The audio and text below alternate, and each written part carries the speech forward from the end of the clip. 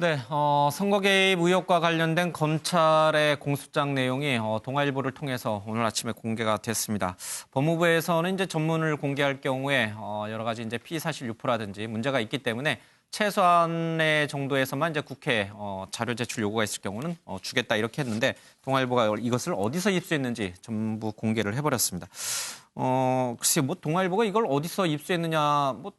유추되는 것은 이제 국회의원이든 뭐 아니면 법무부든 아니면 검찰 내든 뭐 이제 추정이 되는 곳은 있겠습니다만 뭐 그렇게 중요한 문제는 아닌 것 같아요. 그렇죠? 네, 게다가 뭐 기자인 제가 뭐 다른 기사의 취재원 소스를 뭐 이렇게 예측해 보는 게 적절하진 않을 것 같고요.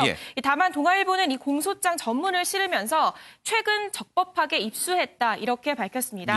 그러면서 기사의 제일 처음에는 대한민국 헌법 21조는 언론 출판의 자유를 보장하고 있다고 했는데요. 사실 전문이 오늘 실리긴 했지만 그동안 공소장 내용이 조금씩 보도가 되고 있었습니다. 그래서 추 장관도 이에 대해서 공소장에 어떻게 유출되는 지 확인해봐야 한다라고 하기도 했습니다. 그래서 혹시 검찰에서 새 나갔다면 감찰 등의 조치가 필요하다라는 의도로 풀이되기도 했는데요. 과연 이 공소장, 수사 증거 이런 게 검찰에서 정말 흘리고 언론이 그저 받아 쓰는 거냐 궁금하실 수도 있습니다. 그런데 이번 사건을 떠나서 이 제 취재 경험으로만 말하자면은 그렇지 않습니다. 물론 제가 이 모든 언론사의 법조팀이 어떻게 취재하는 것을 직접 본 것 아니기 때문에 모두 다 그렇다고 단정할 수는 없겠습니다만 이런 공소장 혹은 핵심 증거 같은 경우에는 이 변호인 측 혹은 제3자를 통해서 입수하는 경우가 훨씬 더 많다는 점을 일단 얘기를 드리고요. 이 공소장이 검찰만 갖고 있는 건 아니라는 거. 그러니까 재판에 이제 기소가 되면 재판에 넘겨지면 이 공소장은 법원으로 넘겨지고요. 그리고 이거 사건 관계자, 당사자들에게 전달이 되면서 변호인들 혹은 이 제3자에게 전달이 되는 과정이 있습니다. 그리고 또 법원에 이 제출된 사건 자료를 피해자나 혹은 제3자가 법원에 열람을 신청하는 경우도 있습니다. 이런 과정에서 모두 다 언론 취재의 대상이 된다는 점을 다시 한번 말씀드립니다. 알겠습니다. 이제 공소장 공개와 관련돼서 좀 여러 가지 이제 파장이 좀 있는 것 같습니다. 공소장은 모두 이제 71쪽으로 돼 있습니다. A4 용지 71쪽인데 청와대 수사와 관련된 얘기 또 김기현 전 울산시장과 이 시장의 공약이었던 내용 그리고 임동호 후보와 관련돼서 자리 보장하는 그런 내용들이 좀 실려 있습니다. 최은미 기자. 근데 기존에 이제 청와대에서는 이 선거 개입과 관련해서 이 제보를 받았던 이른바 첩보 문건이 약간 수정은 됐는데 그것이 뭐 의도를 갖고 과하게 한 건 아니다라고 얘기를 했었잖아요. 근데 지금 공개된 공소장 내용을 보면은 많이 좀 이렇게 변형이 됐다 이렇게 생각할 부분도 분명히 있는 것 같아요. 네, 그렇습니다. 좀 편집이 많이 된 측면들이 좀 보입니다. 많이라는 게 기준을 어떻게 잡아야 될지 모르겠지만 사실 이게 그 하명 수사에 이제 단초가 됐던 사건이었죠. 이 김기현 전 울산시장 측근을 경찰이 수사한 사건 이게 이제 청와대 그 국무총리실에서 진정서를 받아서 이 첩보 문건을 만들어서 경찰청으로 내려보낸 그런 과정인데 이 진정서가 이 청와대 이첩 문건으로 바뀌는 과정에서 얼마나 편집을 했느냐 그 부분을 좀 이제 보면요. 저희가 좀 내용을 준비했는데 일단 그 진정서에는요. 비서실장과 이 김기현 전 시장의 비서실장과 회계과 중심 비리라고 돼 있었다면 이게 청와대로 이첩되는 과정에서는 비서실장이 주도적으로 개입해 전횡이라고 써 있고요. 그리고 비서실장이 누구누구와 골프를 치고 승진이라고 돼 있다면 이제 청와대에서 이첩하는 과정에서 비서실장이 누구누구에게 골프 접대 및 금품을 수수하고 승진이라고 돼 있습니다. 그냥 골프를 친 거랑 골프 접대 및 금품 수수는 좀 많이 다르죠.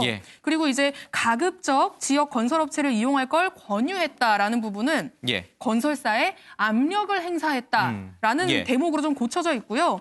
그리고 이 수사 상황 관련 내용은 진정서에는 아예 없었던 건데 이건 이제 추가가 됩니다. 아예 그러면서 수사팀이 수사 의지가 없었다가 고소인이 반발하자 수사가 좀 적극성을 보인다라는 내용으로 수사 상황에 대한 내용이 지금 추가로 들어가 있는 부분들이 있습니다.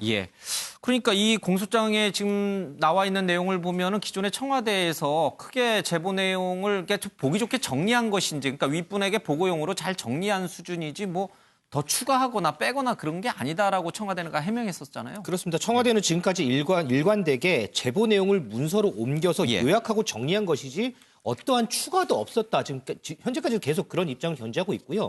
그리고 이와 관련해서 뭐 검찰 조사를 받은 한명도 전 정무수석이나 뭐 인종석 전 비서실장 등도 뭐 검찰의 무리한 기소, 기획된 수사 이렇게 반발하면서 이번 이 공소장 관련해서는 좀 이번 수사권 관련해서는 상당히 좀 반발하는 그런 모습을 많이 보이기도 했습니다. 예, 임종석 청와대 비서실장은 이제 선거개혁과 관련해서 검찰 출두하면서 검찰이 특정한 목적을 갖고 계획 수사를 한 거다라고 이제 강하게 비판을 했어요. 그러나 이제 공소장 내용을 보면은 여러 가지 이제 논란이 될 부분이 좀 있습니다. 뭐 세세적인 내용은 이제 기존의 언론에서 많이 보도가 됐고요.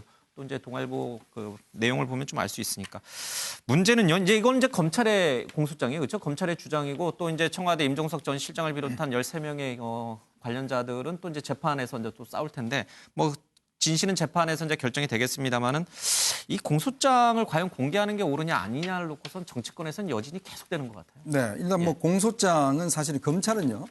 우리 같이 주장과 추정을 하는 것이 아닙니다.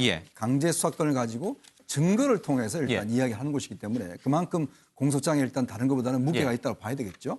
그러면 이거를 예를 들어서 변호인 측이나 이쪽 피해자 측에 피고인 측에서 또 증거를 갖고 이걸 반박을 해야 됩니다. 그게 이제 재판이기 때문에 그만큼 이제 공소장은 기본적으로 증거와 일단 이 신물 조서, 진술서 이걸 갖고 중심이 됐다는 생각이 들고요. 그리고 이게 왜 이제 공개되냐면 제가 이제 국회를 내년에 출입할 때 2005년도입니다. 당시에 노무현 대통령이 앞으로 이런 피의 사실 공표라든지 이런 것들이 있지 않습니까? 이걸 뭔가 그 어떤 합법적인 어떤 방법으로 해야 된다. 그런 측면에서 사실은 국회가 예를 들어 국민이 선출한 국회가 이거를 공개하도록 제도를 그때 바꿨어요.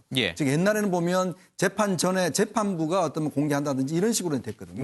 그래서 법무부가 검찰에 요청을 하면 법무부가 그걸 받아서 국회에다 주고 즉 국민이 선출한 국회의원이 그 판단에 따라서 공개를 하도록 이렇게 시스템을 바꾼 게 바로 노무현 대통령 때입니다. 자, 근데 지금 추미애 장관은 그게 비정상이었다라고 이야기를 하고 있는 거죠.